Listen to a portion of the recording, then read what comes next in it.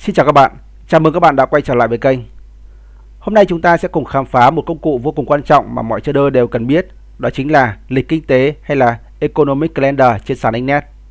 Nếu bạn là người mới bắt đầu và chưa biết cách sử dụng lịch kinh tế để theo dõi tin tức, sự kiện tài chính, thì video này sẽ hướng dẫn bạn từng bước từ A đến Z để bạn có thể ứng dụng ngay vào giao dịch. Hãy theo dõi đến cuối video để tránh bỏ lỡ phần mẹo cực kỳ hữu ích nhé.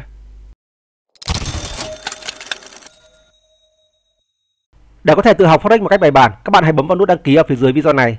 Team đã tổng hợp kiến thức về Forex theo từng danh sách phát. Khi click vào tên kênh, các bạn có thể tìm đến phần danh sách phát quan trọng này. Bên cạnh đó, bạn có thể truy cập vào website của kênh Tự học Forex. Chúng tôi đã để trong phần mô tả của mỗi video.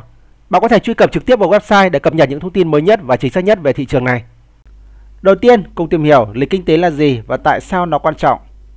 Lịch kinh tế, đây là bảng tổng hợp các sự kiện kinh tế, tài chính quan trọng được công bố theo ngày, giờ. Mỗi sự kiện thường đi kèm chỉ số kinh tế như là GDP, CPI, non-farm payroll và quyết định lãi suất, vân vân. Khi tin tức được công bố, nó có thể tạo ra biến động mạnh trên thị trường Forex, vàng, chứng khoán, crypto. Nói chung là nó sẽ ảnh hưởng rất là mạnh đến thị trường tài chính. Vậy vì sao lịch kinh tế là quan trọng ạ? Lịch kinh tế nó giúp bạn biết trước được cái thời điểm thị trường có thể biến động mạnh. Từ đó bạn có thể chủ động hơn trong quá trình giao dịch của mình. Tránh giao dịch vào thời điểm rủi ro nếu bạn là người mới. Hoặc ngược lại, bạn có thể tận dụng được những cái biến động của thị trường để có thể kiếm về lợi nhuận một cách nhanh chóng hơn. Trên sàn Exnet thì bạn có thể truy cập vào lịch kinh tế ngay trong website của sàn hoặc là trong ứng dụng di động. Và cụ thể ở đây thì trên ứng dụng di động nó sẽ có cái sự tiện lợi hơn, cũng như là có nhiều những cái thông tin hơn để các bạn có thể tìm hiểu. Cái bộ lọc ở cái phần lịch kinh tế trên thiết bị di động thì nó cũng sẽ giúp cho các bạn lọc được những cái thông tin nhanh chóng hơn, cũng như là nó sẽ tiện lợi hơn khi mà các bạn cập nhật những cái thông tin của thị trường. Điểm nổi bật của lịch kinh tế trên sàn Exnet đó là nó có cái giao diện đơn giản, dễ theo dõi, bộ lọc mạnh mẽ. Bạn có thể lọc thông tin theo ngày, theo quốc gia, theo mức độ ảnh hưởng. Múi giờ tự động của đồng hồ theo thiết bị rất tiện lợi cho trader ở Việt Nam. Và các cái thông tin trên đó thì nó rất là chi tiết.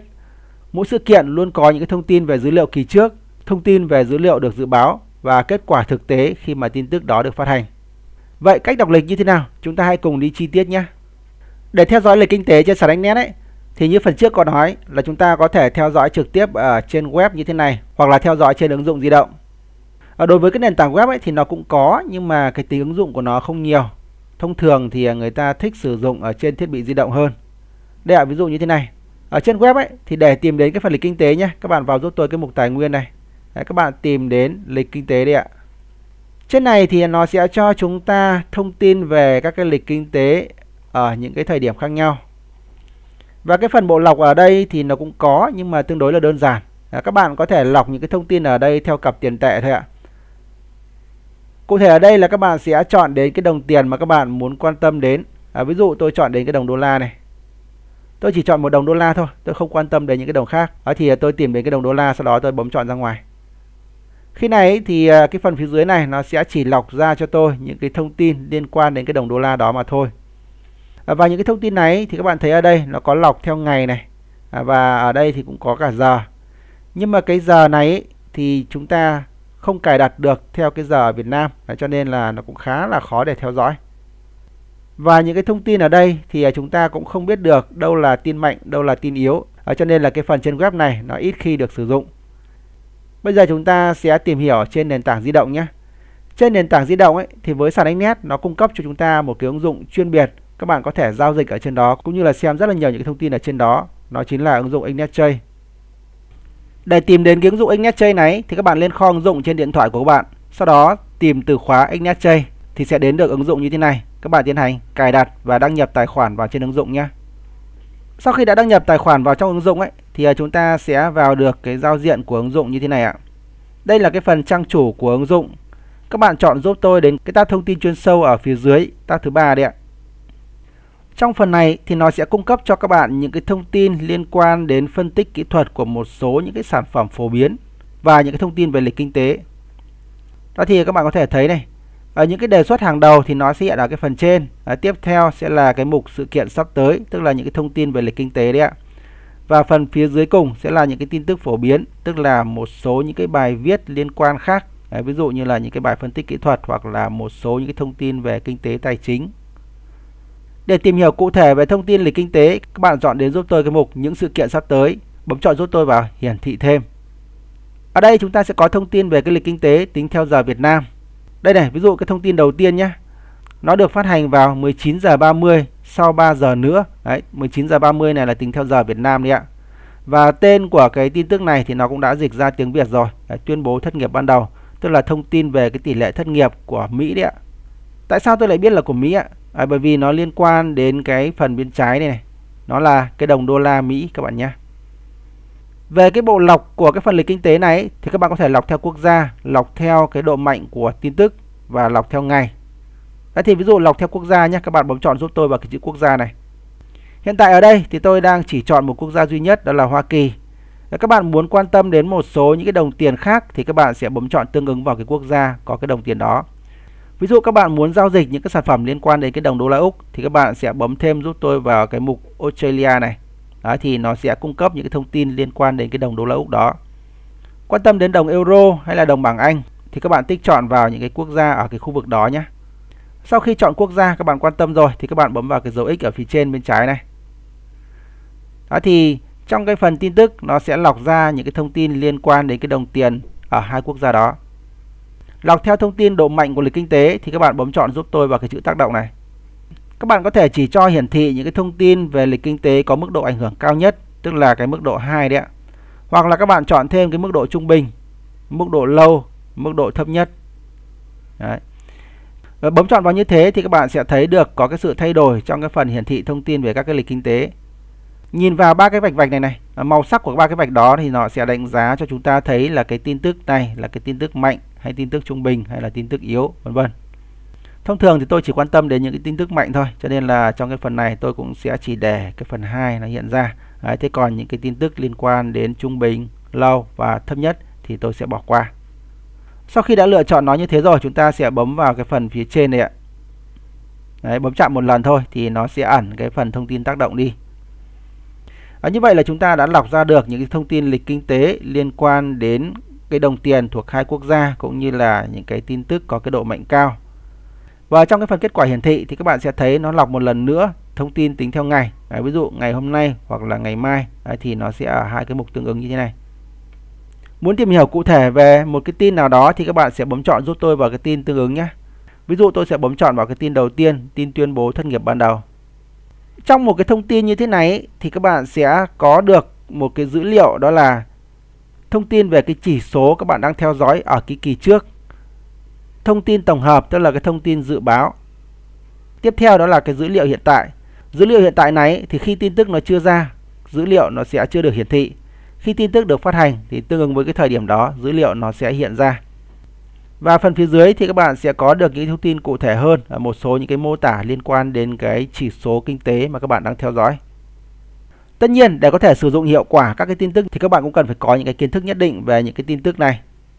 Ví dụ chỉ số thất nghiệp thì nó ảnh hưởng đến những cái yếu tố như thế nào, chỉ số thất nghiệp tăng thì đồng đô la nó sẽ tăng hay là nó giảm, vân vân. Cái này thì các bạn tìm hiểu thêm dần dần nhé, hoặc là có thể tham khảo một số những cái video mà team đã đăng ở trên kênh. Cũng đã có những cái video giới thiệu về cách đọc các cái tin tức trên lịch kinh tế đấy ạ. Về sử dụng cái lịch kinh tế này trong giao dịch ấy, thì thực tế cái phần lịch kinh tế này nó là một cái nơi để cung cấp cho chúng ta những cái thông tin liên quan đến những cái tin tức quan trọng hoặc là tin tức vừa phải, nói chung là tin tức thôi. Thế thì cái việc sử dụng như thế nào đó là tùy thuộc vào chúng ta mà thôi. Mỗi người khác nhau có thể là có cái cách tiếp cận khác nhau trong quá trình sử dụng các cái tin tức này. Lấy ví dụ một cái trường hợp cụ thể như thế này ạ. Giả sử hôm nay có tin non-farm payroll, một cái tin rất là mạnh liên quan đến cái đồng đô la của Mỹ. Nếu bạn là người mới, bạn là một cái người ưa thích cái sự an toàn, thì khi mà các bạn biết cái tin này nó ra ở cái thời điểm nào rồi thì các bạn hãy nên tránh cái tin này ra. Có thể trước đó các bạn đang có những cái lệnh giao dịch thì các bạn có thể chốt cái lệnh giao dịch đó trước khi tin tức nó ra khoảng 30 phút. Hoặc là các bạn chờ đợi sau khi tin tức nó ra khoảng 30 phút thì các bạn mới tiến hành thực hiện các cái lệnh giao dịch. Lúc này thì thị trường nó cũng đã tương đối là ổn định rồi. Trong trường hợp bạn là người đã có kinh nghiệm thì bạn có thể tận dụng thời điểm có những cái tin tức này để có thể kiếm về những cái lợi nhuận một cách nhanh chóng hơn. Khi này thì bạn sẽ lên kế hoạch sẵn để chờ tin ra và tìm đến giao dịch ở những cái vị trí quan trọng mà bạn đã định trước đó. Có thể là bạn sẽ đặt sẵn những cái lệnh chờ đi. Đấy, khi mà giá nó biến động đến đó thì cái lệnh của các bạn nó sẽ được khớp và các bạn sẽ có thể kiếm tiền nhanh. Đấy, bởi vì khi này thị trường nó có thể là giật lên, giật xuống hoặc nó có thể đi về một phía rất là nhanh. Tùy vào thông tin cụ thể của cái tin tức đó nó như thế nào. Ngoài ra thì bạn cũng có thể sử dụng lịch kinh tế để lập kế hoạch giao dịch cho mỗi tuần. Bạn có thể tìm đến những cái cặp tiền ít chịu biến động để có thể có sự an toàn hơn trong quá trình giao dịch của mình và ghi chú lại những cái sự kiện quan trọng để chuẩn bị tâm lý trước khi vào lệnh. Một số những cái mẹo dành cho những người mới khi sử dụng lịch kinh tế này. Thứ nhất đó là bạn luôn phải kiểm tra cái lịch đầu ngày trước khi giao dịch. Hoặc thậm chí các bạn kiểm tra lịch kinh tế trong một tuần đi, sau đó các bạn đánh dấu những cái thời điểm quan trọng và có những cái nhắc nhở thông báo ở những cái thời điểm quan trọng đó. Ghi chú lại những cái thời điểm đó rồi thì bạn có thể biết được cái thời điểm nào thị trường nó có thể có những cái sóng gió ảnh hưởng đến các cái lệnh giao dịch của các bạn. Bạn không nên chơi mù quáng chỉ vì tin tức, hãy kết hợp với phân tích kỹ thuật. Nếu chỉ dựa vào tin tức không để các bạn chơi ấy, thì cái kết quả giao dịch của các bạn nó sẽ cực kỳ không ổn định. Đó là cái lý do tại sao nó sinh ra phân tích kỹ thuật là như vậy. Trong trường hợp nếu bạn đang trong các lệnh giao dịch mà sắp có tin mạnh ra, bạn có thể cân nhắc rời stop loss hoặc là chốt lời một phần lệnh, thoát lệnh tùy thuộc vào trạng thái cái lệnh của các bạn nó đang như thế nào. Và tiếp theo đó, các bạn có thể ghi chú lại những cái thông tin về phản ứng của thị trường ngay khi tin tức nó ra. Và quá trình ghi thông tin như thế này thì các bạn cũng cần phải lưu ý đó là ghi cả những cái thông tin về thời điểm trước đó này, tức là những cái thông tin dữ liệu cũ của tin tức đấy ạ. Và thông tin dự đoán cũng như là thông tin thực tế mà cái tin tức đấy nó phát hành.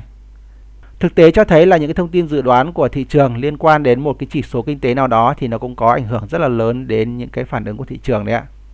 Tương quan giữa những con số thực tế khi mà tin tức đó được phát hành với cái thông tin dự báo nó cũng là một cái yếu tố rất là quan trọng. Nói tóm lại thì lịch kinh tế là một công cụ miễn phí nhưng nó cực kỳ giá trị, đặc biệt với trader mới. Nó giúp bạn tránh rủi ro không đáng có, đồng thời biết cách đón đầu biến động khi đã có kinh nghiệm. Bạn hãy biến việc xem lịch kinh tế trở thành thói quen hàng ngày để có kế hoạch giao dịch hiệu quả. Và trên đây là toàn bộ những thông tin liên quan đến lịch kinh tế trên sàn Exnet mà tôi muốn giới thiệu đến các bạn. Hy vọng rằng video này đã giúp bạn hiểu rõ về lịch kinh tế trên sàn Exnet từ A đến Z. Nếu bạn thấy hữu ích, đừng quên like, đăng ký kênh và bật chuông thông báo để nhận thêm nhiều hướng dẫn về trading chi tiết khác nhé. Cảm ơn bạn đã theo dõi. Chúc bạn giao dịch hiệu quả. Hẹn gặp lại các bạn trong những video tiếp theo.